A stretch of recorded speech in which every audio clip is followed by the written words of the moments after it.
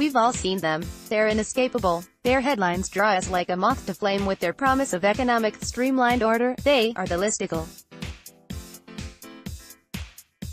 A collection of items in article form, listed, that serve a purpose of unifying themselves within a specific category. On this site, we feature plenty of cool, thought-provoking, top 10, and best of lists. But what about you hardcore junkies out there who need a serious fix of the overly specific? No one asked for this type of information. I got the hit that you seek here on Listicle of Death. I'll be drilling down to find out the best deaths by ice cream, or the best, oh no, I've discovered the killer's lair, slasher film moments. Yep, specific.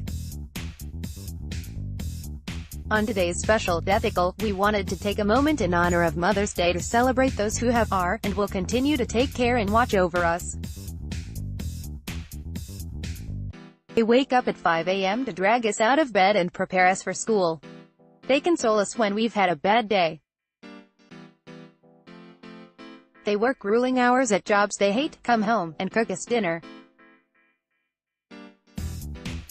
There's always food on the table.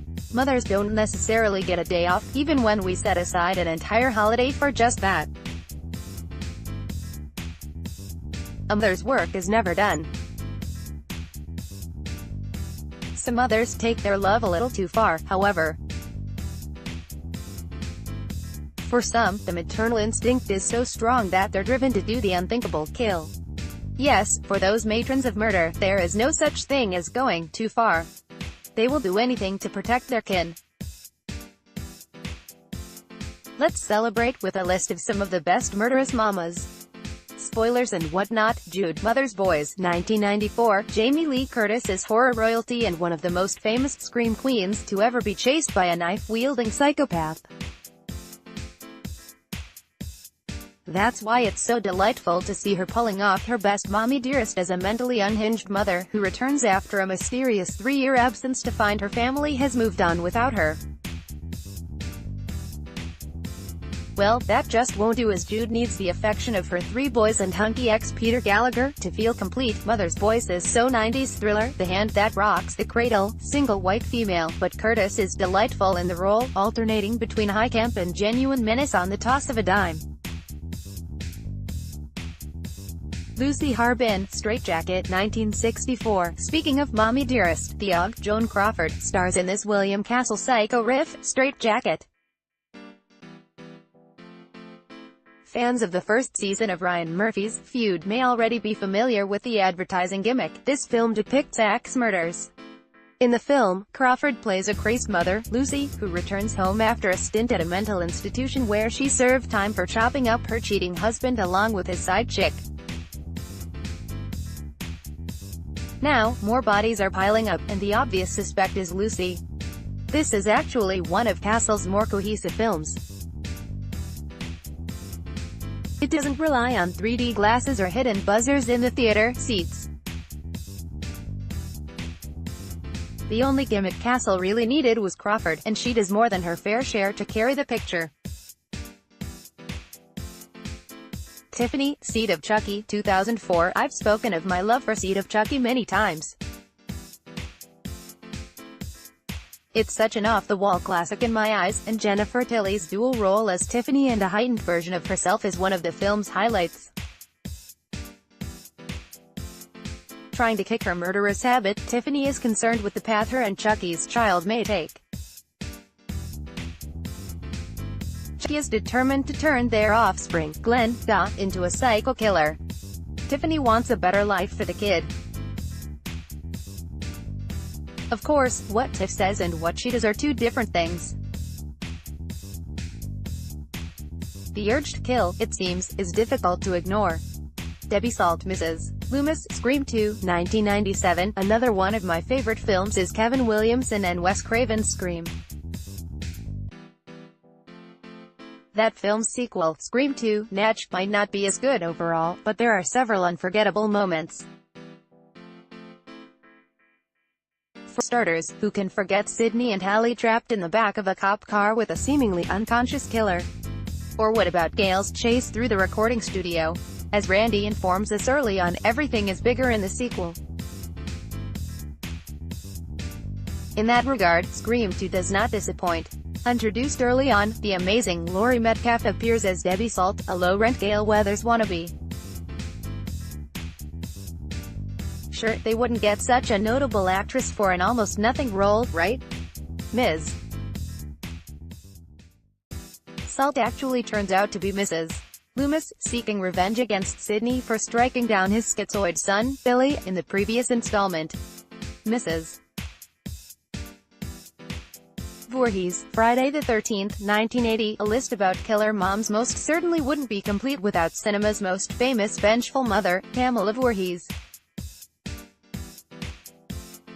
After her poor, deformed son, Jason, drowns while camp counselors of Camp Crystal Lake are off getting busy, Mrs.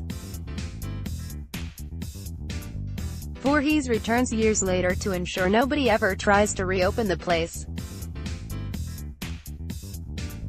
Even better, she hears this tiny voice inside her head that says, "Kill her, mommy.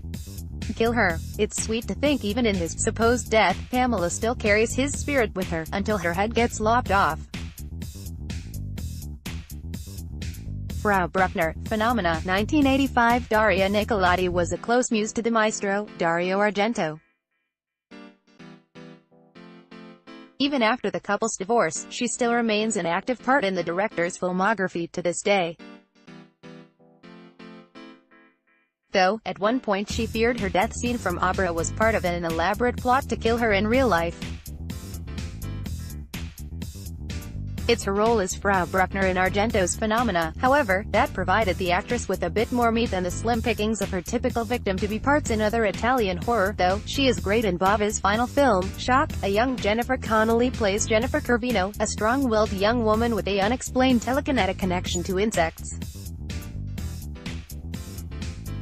Together with a wheelchair-bound doctor, Donald Pleasance, and his helpful chimp, yes, the movie is weird, Jennifer attempts to solve the mystery of who is killing random girls at her school. Well, the answer is kind of complicated. To boil it down, Bruckner is merely trying to cover up the deeds of her monstrous son, the result of a brutal rape from an insane asylum patient.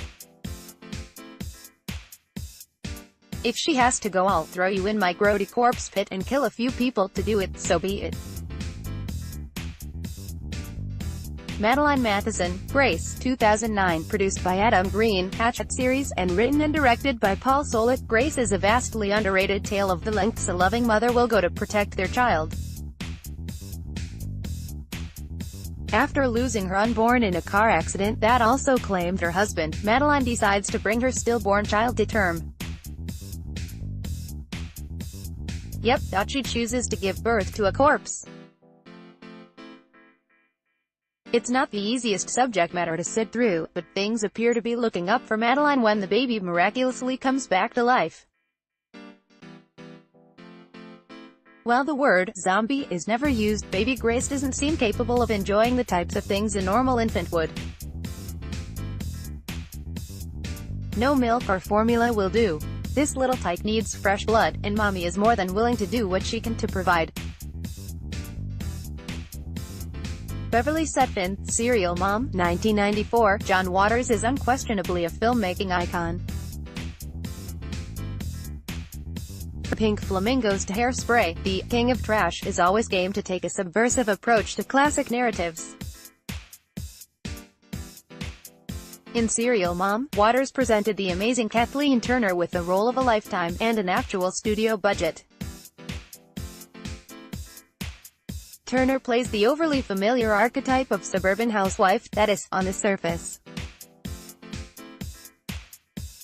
She's actually a cunning serial murderer who can't control herself from seeking vengeance against those who cross her strict moral code for reasons such as wearing white after Labor Day, or more to our point, stand her daughter up for a date. Serial Mom Mother's Day, 1980-2010. Mother's Day. It wouldn't be a list for the holiday without mentioning the two very different incarnations of the brutal, murderous mother. In 1980, Charles Kaufman co-wrote and directed this ultra-trashy, backwoods killers torturing pretty women thriller. What sets it apart from most films of its ilk is the main trio of actresses are given plenty of time to build their characters. It's late in the extended third act before we're reminded this is actually a horror film. The inciting incident is swift and brutal, resulting in an outstanding leap-from-your-seat moment. The matriarch overseeing the murderous goons is Mother Rose Ross. Ross's portrayal is certainly more on the campy side, which, despite how grim the duration is, the fact remains, it's a trauma film. Darren Lynn Bisman's 2010 remake removes almost any trace of humor but casts a perfectly steely Rebecca De Mornay in the role of Mother this go-round. It's a well-made film that suffers from perhaps an overstuffed cast, but De Mornay's presence is a perfect addition to such classic horror tropes. Be sure to cherish the women in your life every day of the year, because you never know when they just might have to kill for you. Happy Mother's Day!